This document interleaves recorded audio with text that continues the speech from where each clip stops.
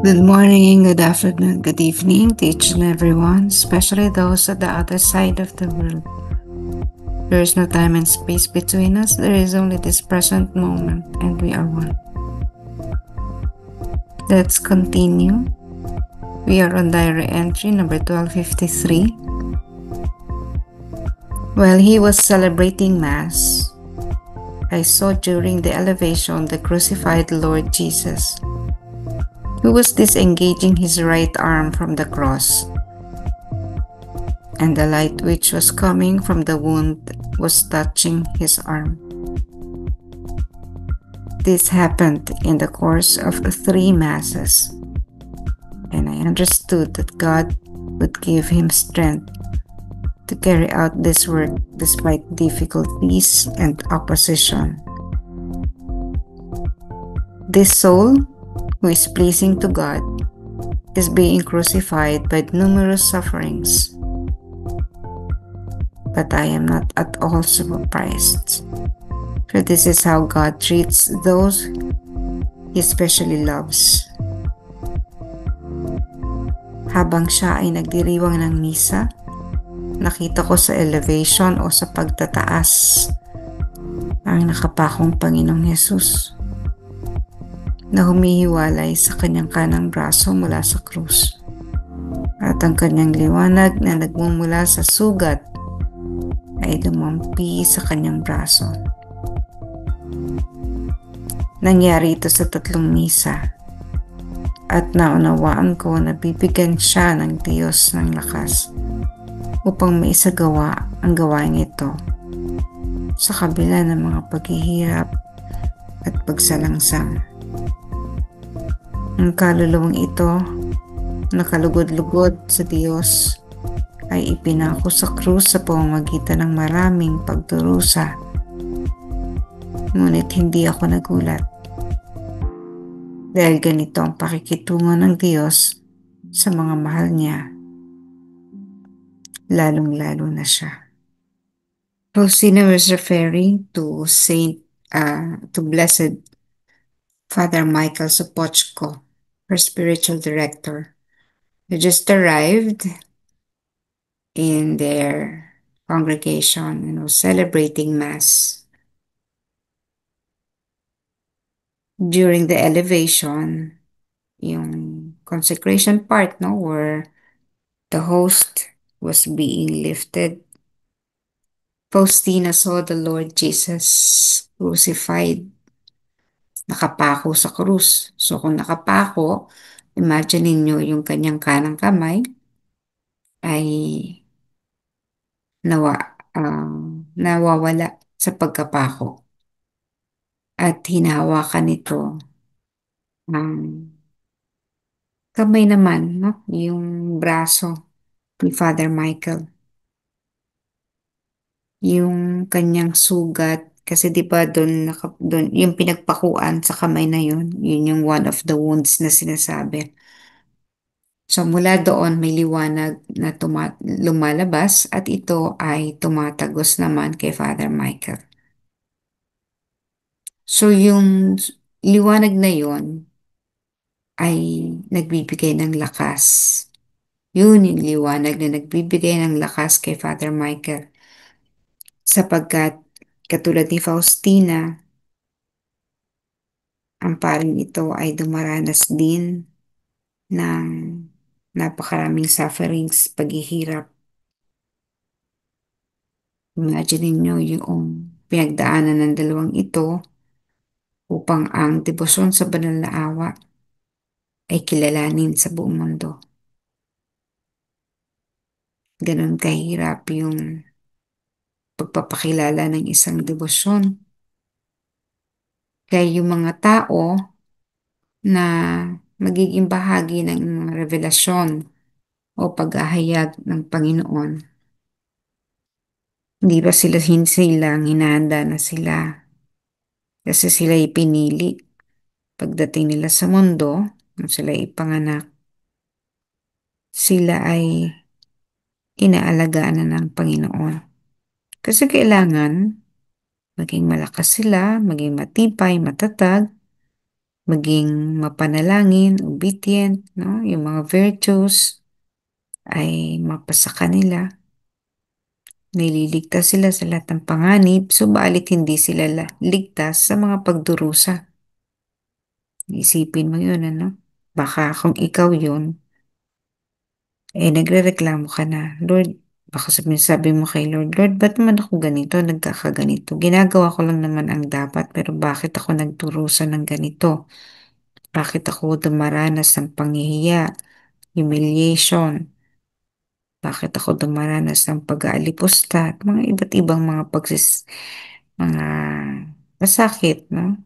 Baka ikaw, tanungin mo ang Diyos kung ba't nangyayari yun. Pero alam niyo po, kung ikaw ay pinili, kasama ito sa daranasin. Hindi siya maihihiwalay.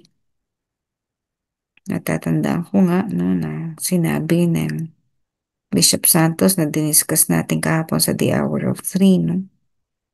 The mission is not born out of comfort, but on the cross. Hindi ka talaga dadanas ng kaginhawang dulot ng mga halimbawa ay ordinaryo lang na nagbibigay ang lahat, may maayos na magulang na nagpapalaki, palaro-laro lang, pag-golf-golf, hindi ganun. Ang mga taong may mga special mission of mercy, ay dumaranas sa mga pagdurusa. Bakit?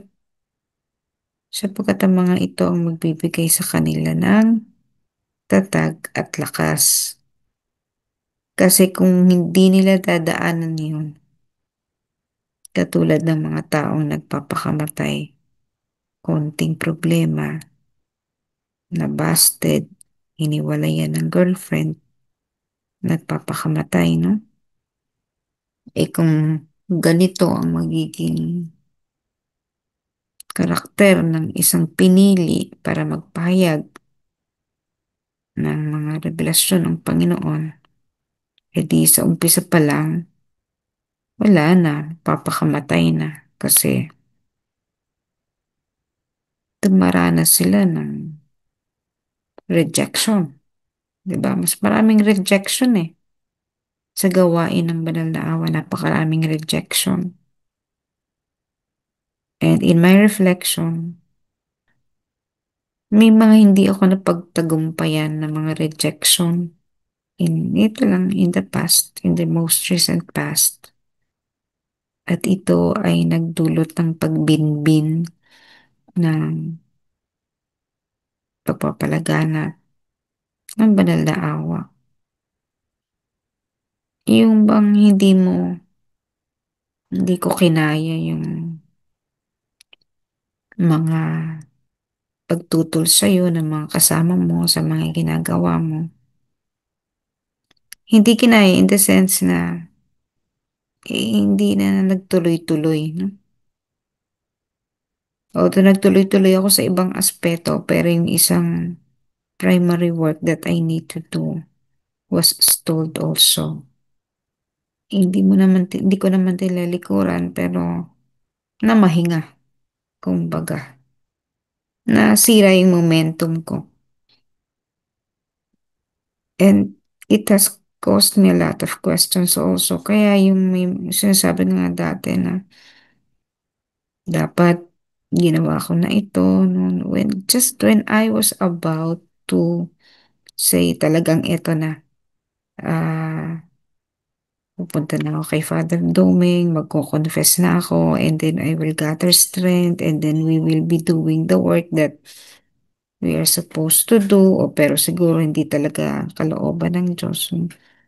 Yun naman yung time na wala na siya. Wala na. Lalo akong umiyak.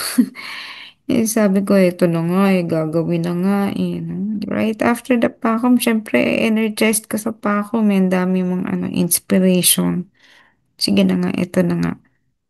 No? Pero, ayun, Yung parang quote-unquote huli na. But I guess hindi naman talaga siya huli, no? Kaya lang talagang siguro we are really not meant to work on this. And I will have to do it on my own. Parang ganon. And rise from my own ashes. So, kailangan talaga yung mga bagay na yun. Hindi mo pwedeng sisihin na yung mismong kasama mo, why are they rejecting you, denying you, bakit ba itong mga kasama mo pahirap sa buhay mo? Hindi eh. Hindi mo talaga pwedeng sabihin ganon. Kasi talagang bahagi. Kasama yan sa, kumbaga sa laro, no? Kasama yan eh. Kasama yan doon sa training.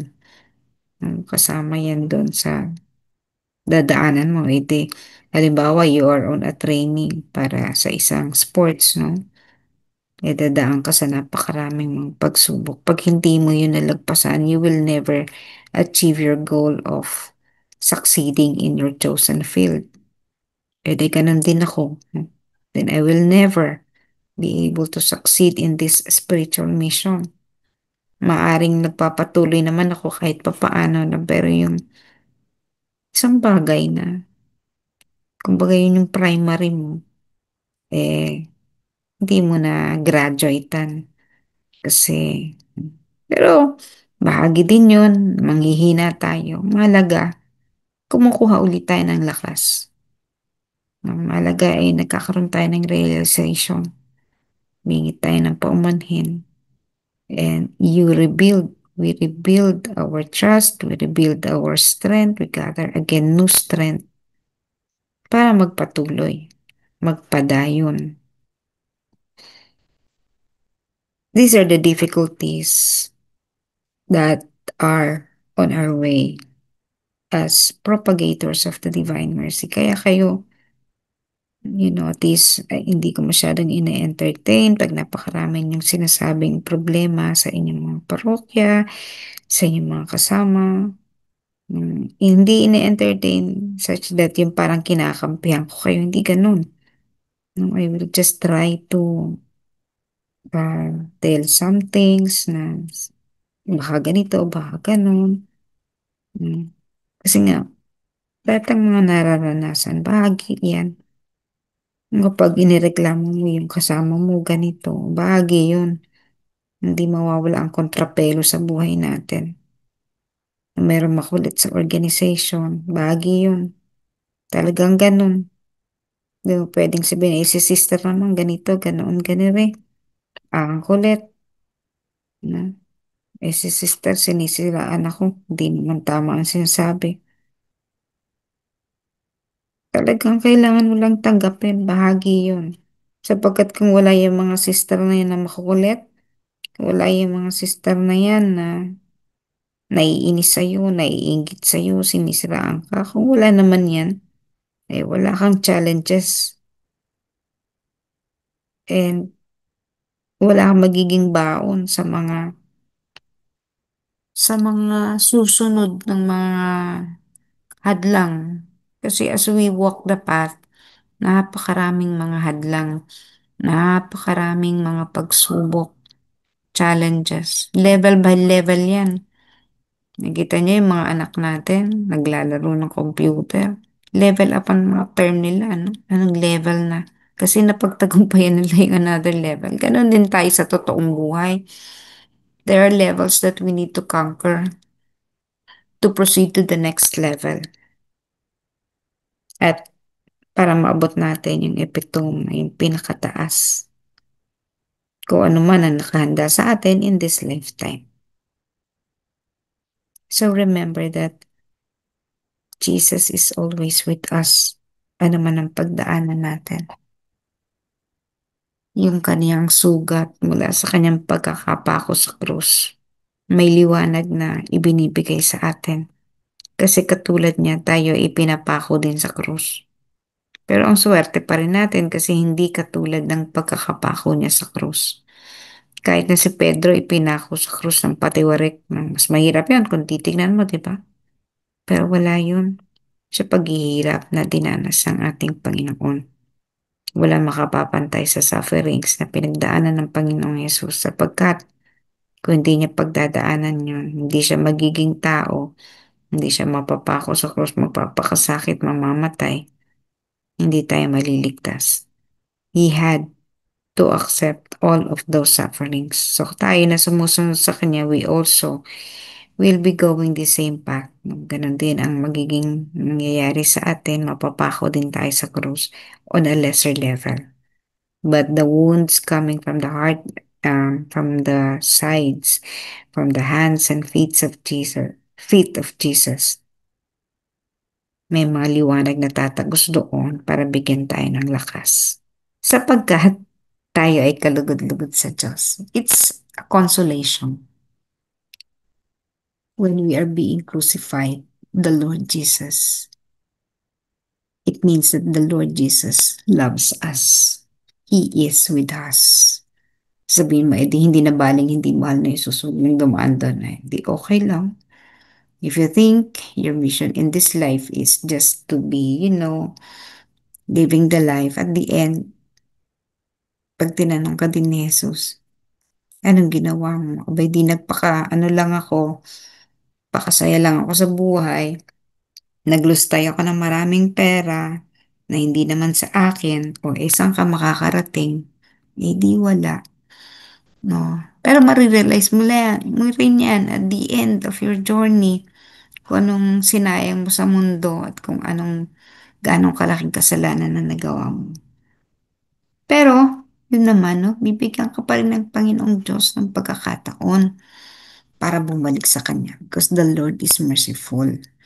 Kahit na nagpakasasa ka, kahit na wala kang ginawa halos, kundi tingnan lang ang sarili mo at mahalin ang mundong ito. Kung ano man ang ibinibigay sa iyo ng mundo, ibibigay pa rin sa iyo ng Panginoong Diyos ang pagkakataon para bumalik sa Kanya. Siyempre, yun nga lang, talagang kailangan nating maging malinis bago tayo humarap sa Kanya. Kaya nga sinasabi, wala namang hindi babayaran. We will all be accountable up to the last centavo.